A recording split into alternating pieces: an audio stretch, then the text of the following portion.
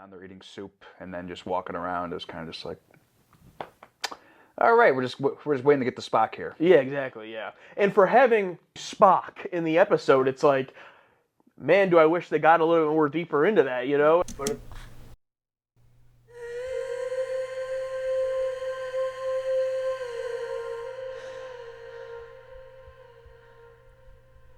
Fine. I'll do it myself. Episode 4. I Am Number 4. Remember that movie? I remember being advertised all the time on that Channel 1 news site back in High school? high school, yeah. And then Stephen Fabian, I think he actually works for a news thing now. And Chelsea Holiday would talk with her mouth closed. Chelsea Holiday here. We are off the rails to start. I love it. Anyway, we're talking about Star Trek and watching it. Can you localize the source of the gravitational field? Sensors? I'm having difficulty scanning the object. Is that the dark side of the moon? The interior surface area of a sphere this size is the equivalent of more than 250 million Class M planets. What? 250 million? That's nuts. Put us into synchronous orbit above that position. Aye, sir. What if the entire thing was a Borg? Wouldn't that be scary? Yeah, I mean, We've had the cube, now the sphere. wait until we unlock the pyramid. You know the pyramids that are on Earth in Egypt? Not stone, Borg. Could someone survive inside a transporter buffer for 75 years? I know a way to find out. That's like old TOS transport. What the fuck?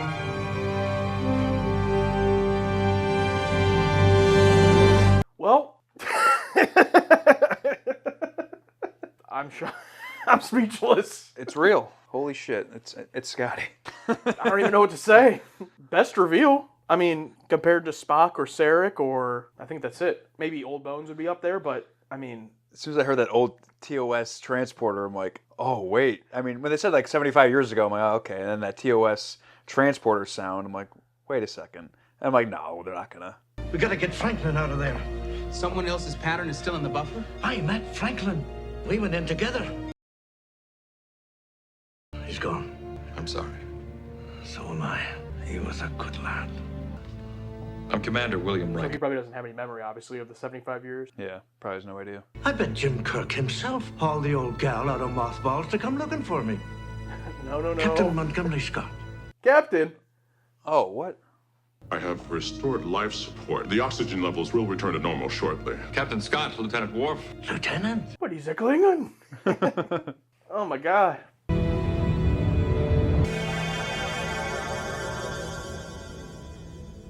Worf's like, I missed out on Spock. I'm not missing out on Scotty. Jordy, I think our guest is going to have a lot of engineering questions. Not to worry, Please Commander. tell I'll me the take care. Chief's in the episode. I don't think so. How do you not have him here, dude? What have you done with the duotronic enhancers? Well, those were replaced with isolinear chips about 40 years ago. It's a lot more efficient now. Even though Geordi's more so the match, obviously. Yeah. But in terms of like the personality, I feel like he more lines up with the Chief. As big as life. You mean the Dyson sphere? Aye, an actual Dyson sphere. Can you imagine the engineering skill?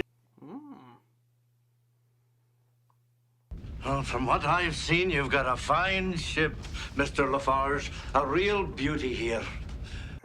I love the destroyed movie uniform. Just like the shard left and then looks like the collar or the undershirt or whatever. I'll say this about your Enterprise. The doctors are a fair sight prettier.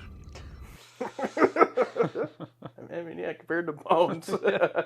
Other than a few bumps and bruises, I'd say you feel fine for a man of 147. And I don't feel a day over 120. Good. Once again, welcome on board, Captain. Sir, I need to get down to engineering and begin that analysis. Captain, the first thing you need to get is some rest. Now, this has been a shock to your system, and I want you to not push yourself. Gotta let him by the engine. You just offered a kid candy, then took it away. It's like, come on. Are we gonna get a shot of him in the tube? You know, I remember a time we had to transport the Dolman of Elas.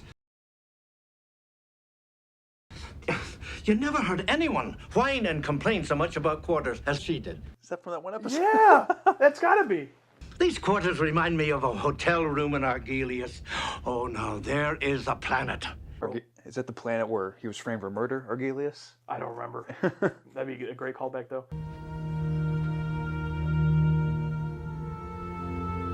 So this is so interesting because he's literally Captain America, man out of time.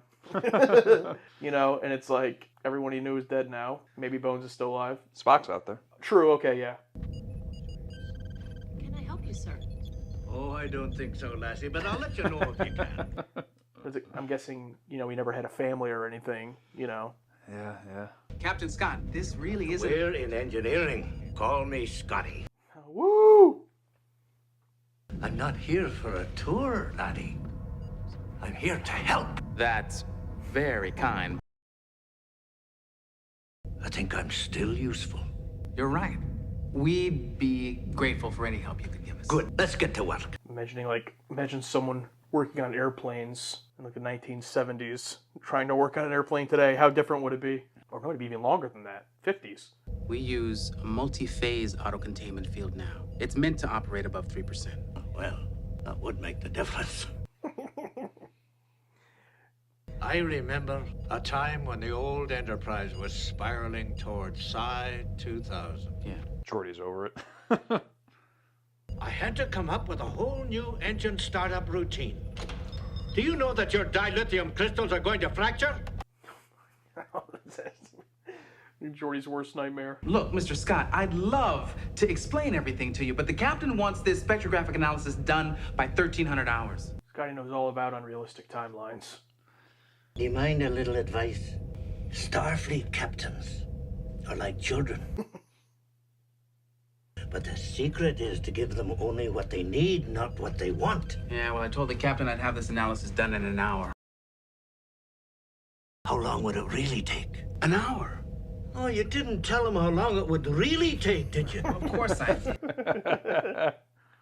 You've got a lot to learn if you want people to think of you as a miracle worker. Now listen, Captain Scott. I was driving starships while your great-grandfather was still in diapers. Ooh. I'll leave you to work, Mr. LaForge. Oh man, I don't want him to fight. I wanted this meeting. I mean, I'm sure it'll come around later, but Yeah, no, it is interesting. I hadn't thought of that, like butting heads. I mean, but I kind of have to side with Geordi. I mean, you know, Scotty's being pretty overwhelming, overbearing. yeah, but it is Scotty.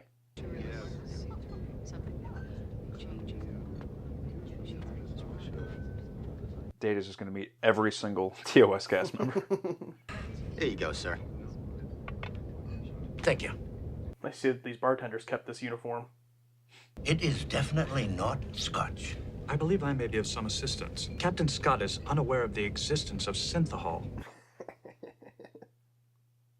I believe Guinan does keep a limited supply of non-synthaholic products. Perhaps one of them would be to your liking. Data was the bartender for a bit. What is it? It is green. Dude, I'm just shocked that Guinan would be allowed to just have, you know, actual alcohol. Well, who knows if she's allowed or if she just does it. Oh, he's going to get fucking wasted. He took the... What am I talking about? He could hold it. Even an alien liquor. Please specify parameters. The Enterprise. Show me the bridge of the Enterprise, you chattering piece of... There have been 5 Federation ships with that name. Please specify by registry number. Come on. The original. NCC 1701. No bloody A or D. Program complete. Doesn't even like the A. Dude, no way. No. Oh.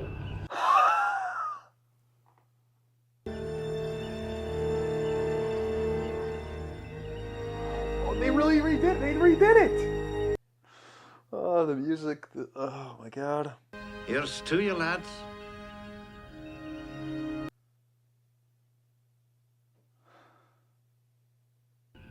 I hope I'm not interrupting. Oh, my God. Picard on the original Enterprise bridge. And I wanted to see how you were doing. Oh, Not at all, not at all. Would you have a drink with me, Captain? I don't know what it is exactly, but I would be real careful. It's real. Aldebaran whiskey. Oh, nice. Who do you think gave it to Guinan? Oh! To the Enterprise and the Stargazer. Old girlfriends will never meet again. Oh my goodness. Computer, shut this bloody thing off. It's time I acted my age. Just imagine if we had something similar like that in Star Trek 6 instead of what we got. Right to complaining. But no, 100%. It's a shame this had to happen in TNG. I mean, I'm glad we... Oh, my God. Oh, dude, it almost got me when he was walking onto the bridge. The array is currently directed away from us. Ensign, prepare to put us in orbit above those coordinates. Captain Picard, to the bridge, please. I hope there's a cast photo with all of them on the TOS bridge. Oh, yeah, that would be nice. Never get drunk unless you're willing to pay for it. The next day, I'll manage. Okay. Just none of them have any idea what it's like to be hungover. Well, obviously Picard does. Mm-hmm. I wouldn't be surprised if Riker does also. I wonder if this Dyson sphere thing's gonna become like a bigger plot line, and like someone do like a Borg or a. Oh, really? You think so? I don't know. It seems a little big to just move on from. Yeah, fair. I definitely thought it was just, plot device to get Scotty in this situation, but it is, pretty big deal. We're being pulled inside.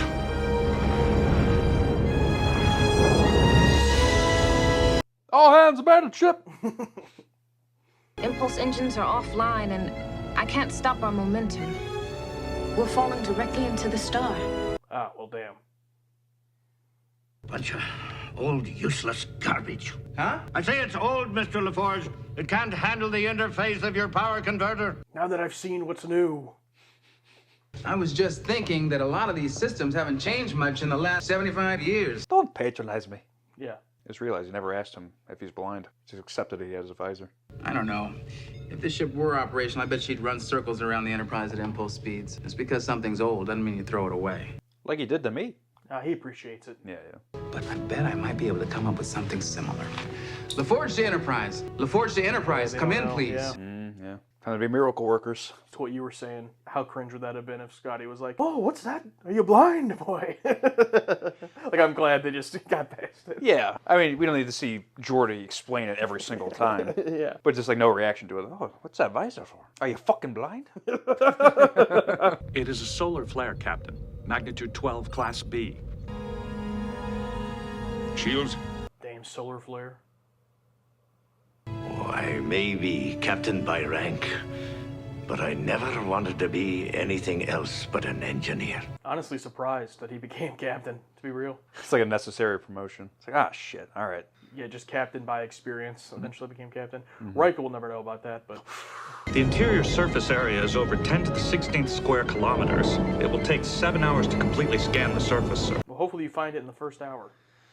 The shields will hold, don't worry about that. And I can get a few extra gigawatts out of these babies. Scotty, it's crazy. Geordi. I'm telling you, as one engineer to another, I can do this. All right, let's do it. It's just sad because maybe I'm a boomer here, okay? Boomer take, but it's like, I love Geordi and everything, And then it's like, Scotty just comes into this one episode and it's like, damn, he was so much better. You know what I mean? It's like, damn.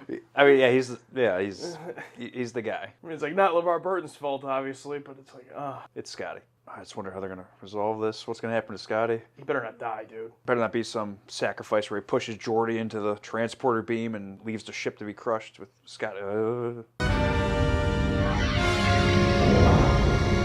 It might be exactly that.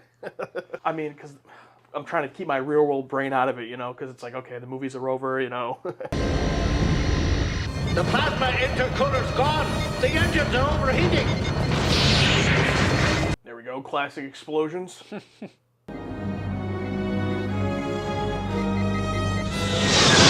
Speed up. Oh, they looks excellent. The old Millennium Falcon through the. I mean, yeah, it's an obvious trope, but it looks really good. Yeah. Oh, they both made it. Whew. Maybe more a cliche than a trope. I don't know really the difference between those, but obviously that's like the classic last second closing, get out, but it was really well executed, I think. So, this alien space baby, which was about the size of a 4-story building, really thought the Enterprise was its mother. Pierogi episode. All the callbacks. So Dr. Brahms and I changed the power frequency from 21 centimeters to 0.02 centimeters. So you soured the milk. I thought you were going to buy me a drink in 10 forward. Actually, I had a better idea. Oh, Troy's here. Oh, hey. Bon voyage, Mr. Scott. Thank you, sir, for everything. Mr. Scott. This is how you fucking do it, man. This is how you do it. I will. See ya. The Enterprise is in good hands. You take care of yourself out there. Bro is Star-Lord. Just out on a shuttlecraft. Oh! Woo! Oh, man. Ended when it's supposed to.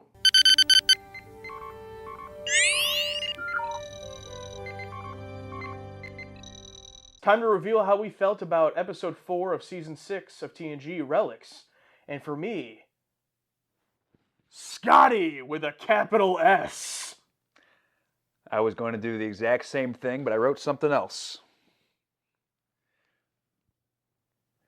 TNG having a better farewell to TOS characters. Again? Should have known. You had to involve your hate of Star Trek 6. I had to. Yeah, so first of all, I'll let you take this if you want, the Star Trek 6 element. But for me, I gotta compare this directly to Unification. And yeah, it's not a two-parter, so there's less time, I guess, to have to write for.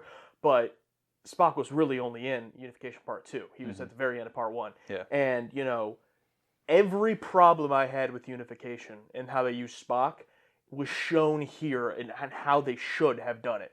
Like, you bring in a TOS crew member, hit all the beats that I want from that crew member on the Enterprise. I actually don't remember if he actually made it to the bridge at all. I don't think so. But No, he didn't. on the Enterprise, interacting with 10-4, synthahol, makes complete sense with Scotty's character versus, the real alcohol.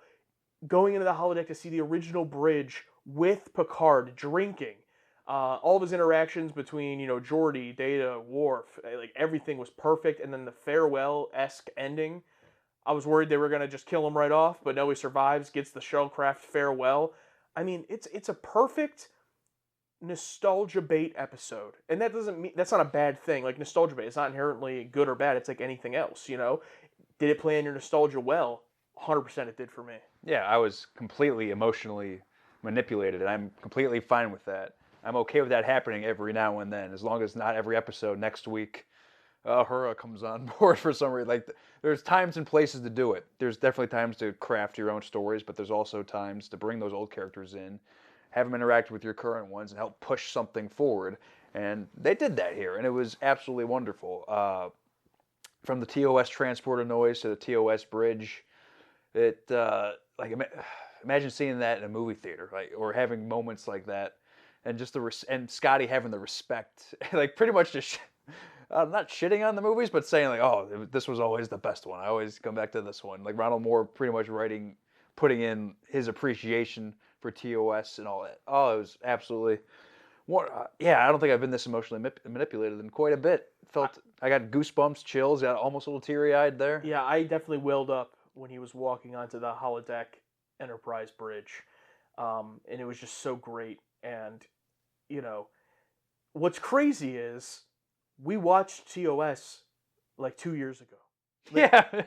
Imagine the actual fans. Oh my God, yeah. I mean, we are actual fans, but you know what I mean. The OG fans who were there. Yeah. Release time. Yes. Yeah, whether you started watching the movies and went back, or regardless. But I'm just talking about at some point before this aired, you watched TOS. Maybe not every episode, but you watched it.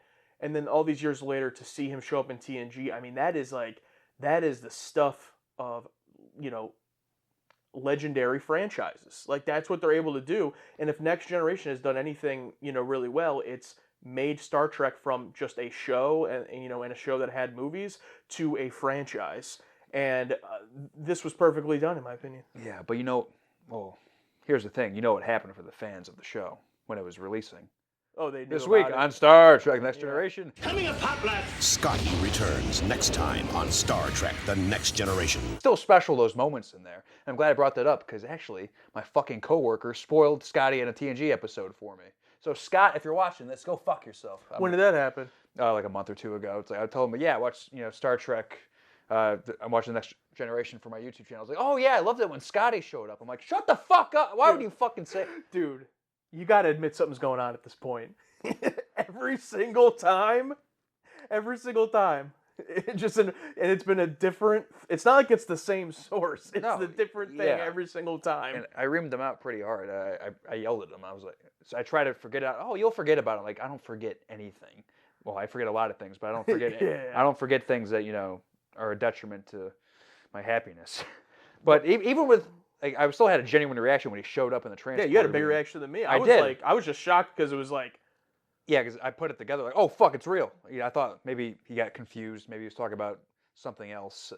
Because I just out of curiosity, I googled Star Trek Scotty and see that anything on the front page of Google showed up that said TNG. I'm like, all right, nothing's there. Maybe he was wrong, but he wasn't wrong. But even then, I still had a great reaction because it was a genuine reaction. Like, oh fuck, it is real. Because I almost did forget about it, and then as I saw him, I remembered. Oh yeah, this was spoiled for me. So it was like in the moment. It wasn't ruined completely. Like, yeah. Like the remembrance that he told me came right afterwards. But none of that even mattered because everything that happened in the episode wasn't spoiled for me, and all of that was the stuff that matters. Yeah, and I want to stick on that moment. For me, we talk about it with the captain's log. It's like the beginning of these episodes. I do try to pay attention. But, like, you picked up on it way more than me. Like, I would have never put any of that together. Like, when they were talking about, oh, it's been 75 years and all this stuff, and, like, you were like, oh, 75 years, like, TOS time. Like, I was like, huh? Like, I was like, okay. As soon and as I heard that you caught the transporter. I did not. I would not have caught that. As soon as I heard that, I had, like, I know that's, like, I remember talking to you when we did the rediscussions on the TOS episodes and just hearing that music again. It brought out a visceral, and even, like, more time removed now, just hearing that, I'm like that warm feeling, like, oh yeah, I know those sounds. It hit even harder when they got to the holodeck. We'll get to that later. But just hearing that transporter, I'm like, that's not the regular transporter of TNG. Like, wait a second. And it was coming together, and I'm like, no, they're not going to. And then they did it. It's like, it's fucking Scotty. Especially after the last episode, we're like, oh, visual communication is down right now. I'm like, that's weird. But for that reason, it was because we don't have a set. Yeah, and talk about, the production side of it. I'm wondering, maybe the patrons will let us know, but there's no movie to promote. They don't kill him, like Sarek. Well, they didn't kill Sarek in his first episode, but he was basically deathly ill. And I'm just wondering, how did this come about? Why did Scotty, was it a Ron Moore decision?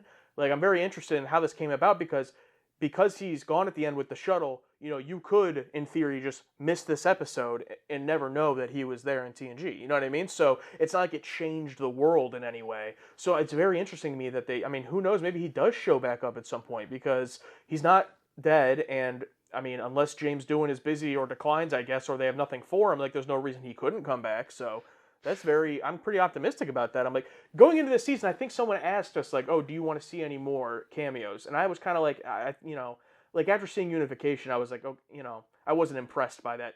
I loved the fan service in it, but I was like, if that's what the level that we're working with here, like, whatever. But then this was like totally flipped it on its head, where I'm like, oh, is it just they needed Ron Moore? It's like, that's how you do it. Ron Moore, give it up to Ron Moore, and brand new director too, who did a fairly decent job. Alex Silver, was that his name? Alexander. We'll have to look it up. Yeah, I'll look it up real quick. Alexander Singer. Alexander Singer, yeah, absolutely wonderful. The whole Dyson Sphere thing, I'm hoping this is just the first step into a whole new thing. They said they abandoned it for some reason, but I think this thing's way too big to just, okay, that's it with the Dyson Sphere, so maybe it'll come into play later. But I'm glad, at first I'm like, okay, plot, whatever, but I'm like, okay, we need a reason for Scotty and Geordi to work together as engineers and do like a double miracle worker type thing together. And, I called the arc pretty early on, like, okay, Geordi's sick of him early on. Picard, I didn't call Picard, give him the hoorah speech, and then Geordi coming around, giving him his motivation back. All that was wonderful, but I think my favorite has to be Picard and Scotty's on the original Enterprise bridge, just seeing Picard on that bridge with the constant noise of the original Enterprise, that constant that ASMR, just had me going. It's like, what a special moment, and what a special moment! All these moments that are happening in TNG that could have happened in a certain movie, but whatever. Yeah. No, it just felt special. It just felt special. Okay, I'm gonna say one more thing on it, on what you're talking about, and then I'll be done. But I gotta say it. It's like, this is what we wanted in Star Trek 6. This is what we like. Did they need to go into a holodeck and be on a TNG or a TOS bridge? No, like that's not what I mean. But a proper farewell. Now, who knows? Maybe Scotty comes back, but it felt like a proper farewell to. It was so good that it wasn't even just Scotty. It felt like a farewell to TOS. Yeah. More. Okay, I just had to say that. I'll move on. But it's like, I'm glad this exists because of that, because that gave us that, in that way, even though it's just Scotty. But damn. Also, the story with Geordi. What a perfect story for this episode and for these characters. Like, if you had asked me, write an episode where Scotty somehow is on the TNG set and he's interacting with Geordi, this would have been the exact plot. There's, the ship needs worked on. They're arguing over their techniques and the whole thing about being a miracle worker. And he's like, "It took an hour. You told him it's an hour. You got a lot to learn about being a miracle worker." It's like, that's so great. That's so Scotty. And Geordi has been the so opposite of that this whole show. When Scotty was talking to him about this, it's like, "Oh, you got a lot to learn." Like, I'm thinking, dude, it's season 6. Like, this is Geordi. There's no changing him at this point. Right. Yeah, and seeing Scotty like admit that is so great. That his little tips and secrets and all that. It's like, oh, I never tell him the actual time. The whole miracle worker thing. Scotty and alcohol, just a wonderful scene. It just felt. This is my season's bonding for me. It's like so much of it was not pushing anything forward in terms of plot, but just great moments with characters and make us deeply appreciate them more. And Scotty interacted with everyone too. It's like you brought it up in your opening thing. Just we want to see these characters interact on this bridge and what it's like. Not having Spock on the Enterprise just feels like such a disservice. So I mean, I'm still blinded by the fan service of unification, but the more I think about it, it's like, fuck, man, I wish we had Spock and Picard in their uniforms, or not. Spock doesn't need to be in his uniform, but Picard in his uniform on the bridge. Spock talking to someone with talking to Riker. I don't know, the number one per se. That just something. It doesn't have to be the entire episode, but this episode did that. This episode was a box checker in all the good ways. Exactly. Let's talk about it. You talked about the plot. And I did have a fear because this first 25, 30 minutes was just focused on Scotty. And there was the whole Dyson Sphere thing going on, which, by the way, I don't know if it's just because, I feel like I've heard that, but I don't know if it's from comments or vague references from the community or if it's actually was a real thing, because they talked about 20th century, so if Dyson Sphere was a real theory or whatever already. I don't know. I feel like I've heard it, so I don't know if it comes back again in Star Trek, but the plot comes in at about 30 minutes in, after we see the holodeck bridge and all that. And, when they first get attacked or whatever by this thing and they start shaking, this is after Scotty and Geordi have left, I was like, I did have that worry, oh no, is this plot going to now come in and kind of derail it? And it really didn't. It actually served what I wanted to see with Scotty in a desperate situation. And that scene with him and Geordi where he's like, I've spent my whole life coming up with crazy ways to do things. I can do it. I'm like, this is just, that's what I want. It's I want the TOS character to come on and be in a Star Trek episode. Unification, I loved a lot of the stuff with Seal and all that, but it's it felt like a different type of episode. It wasn't your run-of-the-mill Star Trek problem, which is actually what I want here, because that's what I'm used to seeing Scotty in. So to see him do that one more time, get to come up with a crazy solution, and it works, is that's... I got to give the credit to Ron Moore. It had to be him. I know he was a Star Trek fan, so it had to be him. Yeah, only writing credit. It's almost like that's a good thing. And it makes total sense, because Scotty, he's 140-something years old. He's still got that charm, but after his whole thing with Geordi and not feeling confident, it's oh, and he was pretty much on his way to retire. It's well, maybe I should go and retire. And then getting that, no, I'm not going to retire. And he does one last save the ship type deal, saves the Enterprise, gets to do it one more time. It was a perfect little arc for him in one episode. It was wonderful. And the way it was so great that at the beginning, I'm on Geordi's side, oh, like this, guy who was an engineer 70 years ago for 50 years. He's telling me how he doesn't understand anything. He's ruining. He like shut down their engines for 10 minutes because he didn't understand. And it's like I could really relate to that from like a professional workplace type setting. And then flipping it to where later in the episode, I'm so with Scotty, and I'm like, Jordy, sit back. Like this is Scotty's time, And it's like, wow. Thank you, Ron. Thank you, Ron Moore. Yeah, it's just this is when we talk about like the show can be really good. Yeah. Just got to have the right people work on it. I mean, got to pull some old tricks out, got to pull a little fan service every now and then, but when used correctly and serves a good story and serves a good arc, it's just you can make a really beautiful cake when you put all the right ingredients in there. And they did it. It came out great. It's a great cake. Yeah, and I mean, I would like to see Alexander Singer back as director. I don't think anything in this direction was like, top tier like Cliff Bowler or Colby or anything like, but it was just good. Yeah, nothing really, excessively creative. Like, Yeah. no, like, ooh. It was just good. Yeah, it was fine. Yeah. I'd like to know the story of who he is and if he's worked like behind the scenes in another fashion or they just picked him out of a hat. I'll just point off right out the bat, a lot of people using the same pun I did, S for Scotty, so I was not very original with that, obviously, but yeah, it's, it worked. All right, I'm going to start off with the Ninth Doctor because he lays out a lot of the callbacks here. This one forever warms my heart, S for Scotty, and so many subtle callbacks. The TOS transporter effect and sound on the Genolian, you said that. The Miracle Worker ×4 repair time estimate mentioned to Geordi from Star Trek 3. It is green is the same drink Scotty used to get that Kelvin plastered in By Any Other Name, where he outdrinks the alien. So that's the same drink. References to Naked Time. I didn't catch that one. Arguus was from Wolf in the Fold. You called that. I fucking knew it, yeah. Dolmen of Alas from Elan of Troyes. Okay, so that must have actually been her name. Pulling the Enterprise out of mothballs reference the A's fate in Star Trek VI. What are your thoughts on self-cross-continuity within Star Trek? Would you want to see more, or is there too much point for you? And do you think we'll see any more TOS characters or settings again in the future? So I'll answer first. I love it when it's done well. I thought it was done really well here, and I don't think there would be a too much point unless it literally became member berries for the sake of member berries. The reason I don't think that's the case here is because we have Scotty here, and we're 6 seasons in. We got an Old Bones cameo for 30 seconds, and then Spock in like a weird episode with only a few references. They haven't done it, and then Naked Now in their like second Sarek. episode. Sarek, yeah, okay, so that's fair. But even with Sarek, it wasn't like the whole episode was. He had one episode of TOS, so Yeah, spread out over 6 seasons. Yeah. Or 5 and 6 in a couple episodes. So my point being, they haven't overdone it at all. No. Yeah, definitely keep it sparingly. I don't want it to happen every episode, or maybe 2 a season at the most. At the most, per se. But I think the show's done TNG has established itself as its own show now, for sure. It's had its own bangers of episodes with just people on their own. So they've definitely laid the groundwork. Are there more stories to be told to even elevate that higher? I'm sure. But as long as it's a story that serves the character, serves the story, and isn't just, I used to be someone, without anything being pushed forward. There's definitely room for it. As long as Ronald Moore writes it. Just get him.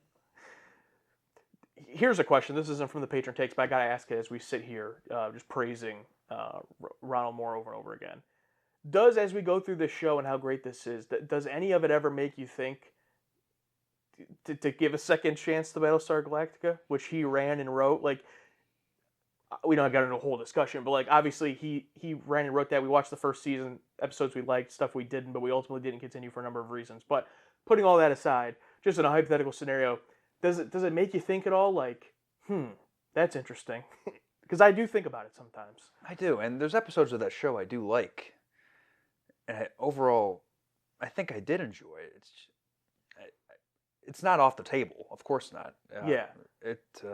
But I just felt like in that whole first season, even though there was a lot we liked, but none of it, to me, reached like the bonding or this. Yeah. But they're also not working. We didn't love any of those characters in that first season, so maybe that's not fair. True, yeah, and he wasn't writing those kinds of stories, really. I mean, he had great story moments, like with the one with, what was it, the cigar from Battlestar Galactica. Yeah, with Edward James Olmos. Yeah. Definitely great moments, but he's very good in an isolated setting, maybe, to come in and do just one of those.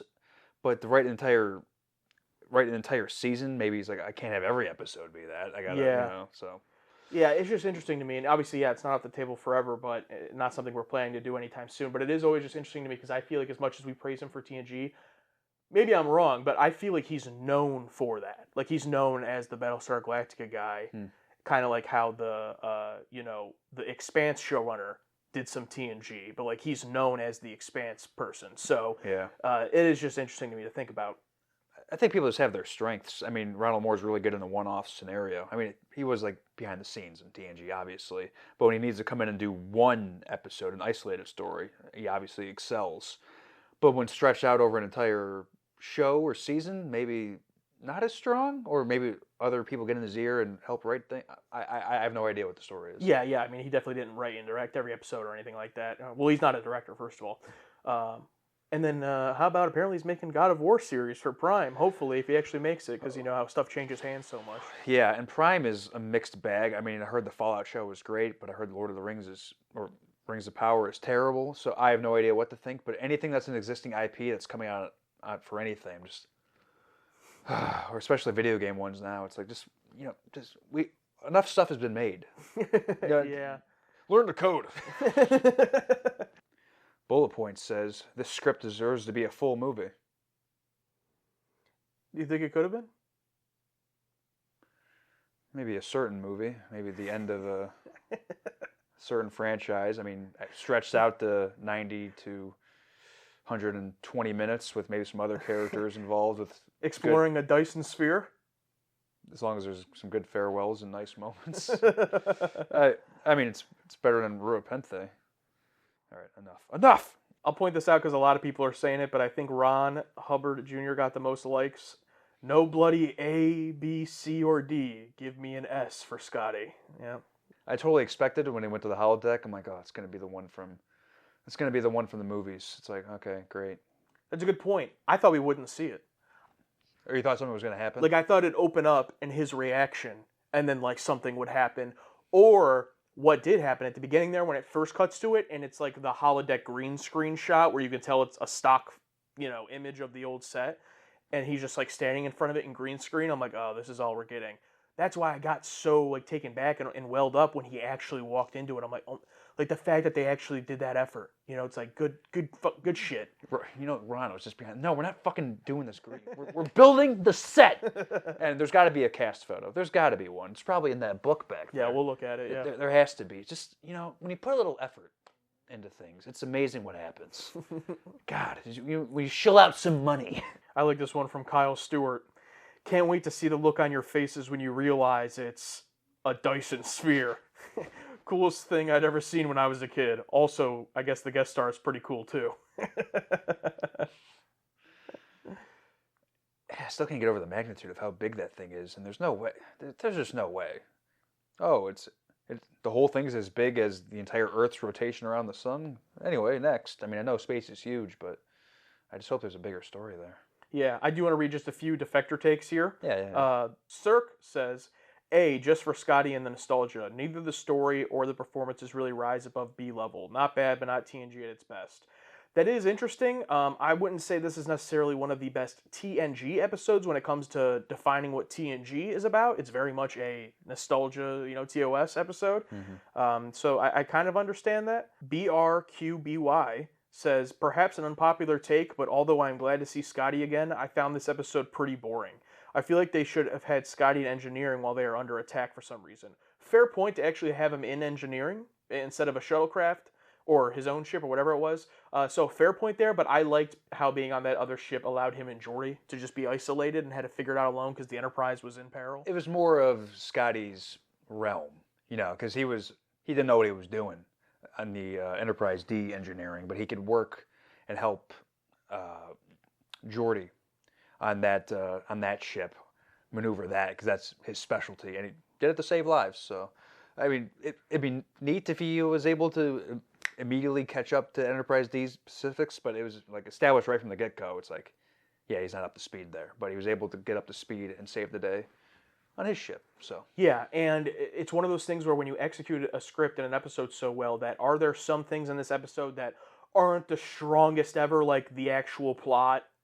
Yeah, but I'm able to gloss over it more because I'm so infatuated with it being Scotty and him actually being portrayed well, in my opinion, and the things that happen that by the time we get to the actual plot, like, you know, yeah, it's the endorphins you got going on, you know, the dopamine. It's like, oh, this is great, you know? yeah, if I had to complain about anything, I'd say the thing happened a bit fast when they were figuring it out and the Enterprise is going through, and all of a sudden Picard blows up the ship. I'm like, oh shit, it's over. Yeah. I was expecting a bit long. Maybe I wanted that bit of that dramatic. You go on, son. I'll hold it here. Yeah. You're coming with me. No, I'm going down here. And then ship blows up, and then Scotty's like, I told you to leave. You know, whatever. But it's fine.